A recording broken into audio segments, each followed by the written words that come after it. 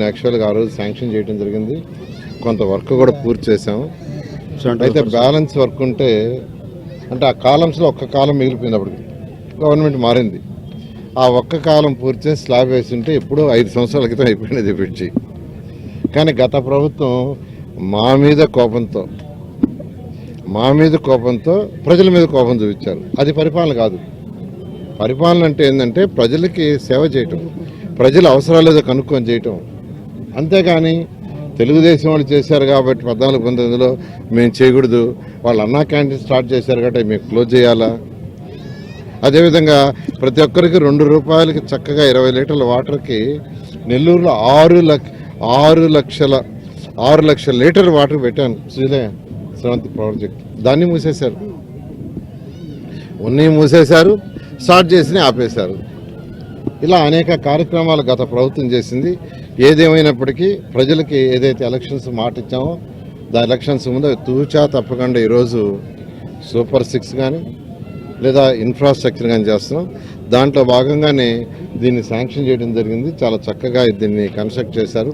దీనివల్ల ఏంటంటే 45 నుంచి 15-16 పోవటానికి కానీ 15-16 నుంచి 45 పోవటానికి ప్రజలకు చాలా అనుకువగా ఉంటుంది. అదేవిధంగా ఇంకా కొన్ని బ్రిడ్జిలు కూడా రావాలి. ఇలాంటి వాటిని కూడా అధికారులు వర్కౌట్ చేస్తున్నారు. అదేవిధంగా రైల్వే ట్రాక్ మీద కూడా బ్రిడ్జెస్ చేయమని 2014-19లోనే శ్రీనివాసరెడ్డి గారు రిక్వెస్ట్ చేయడం జరిగింది. అయితే అప్పుడు అది వర్కౌట్ కాలేదు. ఇప్పుడు మళ్ళీ వర్కౌట్ చేస్తాం. అయితే అక్కడ ల్యాండ్ అక్విజిషన్ ప్రాబ్లం వస్తుంది. మేజర్గా ఒక రైల్వే బ్రిడ్జ్ కట్టాలంటే ఆ రోడ్డుకి ఆపాకి పక్కుండే యొక్క ఎన్నో హౌసెస్ని యాక్చువల్గా ల్యాండ్ అక్విజిషన్లో తీసుకోవాల్సి వస్తుంది. దాన్ని ఆలోచిస్తున్నాం. ల్యాండ్ అక్విజిషన్లో ఎంతమంది నష్టపోతారు, బ్రిడ్జి కట్టడం వల్ల ఎంతమంది బెనిఫిట్ అవుతారని వర్కౌట్ చేస్తున్నాం. దాన్ని బట్టి దాన్ని కూడా చేయడం జరుగుతుంది.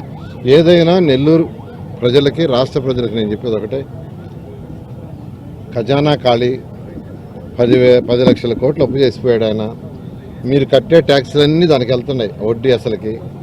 అయినప్పటికీ ముఖ్యమంత్రి గారికి ఉన్న అపారణతో ఈరోజు రాష్ట్రాన్ని ముందుకు తీసుకుపోతూ ఏదైతే సూపర్ 6 చెప్పారో అవన్నీ చేస్తూ డెవలప్మెంట్ కూడా ఇలాంటి బ్రిడ్జిలు కావచ్చు, రోడ్లు కావచ్చు, 165 కోట్ల అండర్ గ్రౌండ్ డ్రైనేజ్ డ్రింకింగ్ వాటర్కి అట్కోలోని వాళ్ళు మళ్ళీ రివైజ్ చేసేట్టుగా ముఖ్యమంత్రి గారు దాన్ని శాంక్షన్ చేయించారు. ప్రజలకు చెప్పేది కొద్దిగా ఓపిక పట్టండి.